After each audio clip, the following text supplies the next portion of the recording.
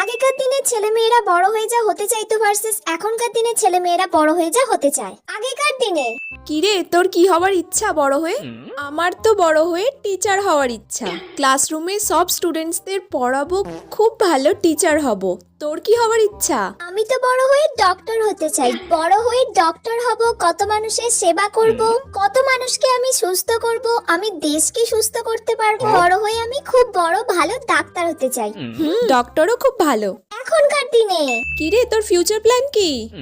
আমার তো বড় হয়ে বড় ইউটিউবার হওয়ার ইচ্ছা।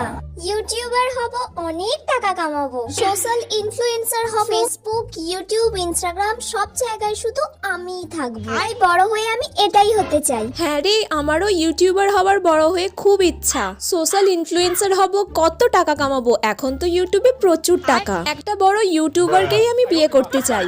কি হবে এসব টিচার ডক্টর হয়ে?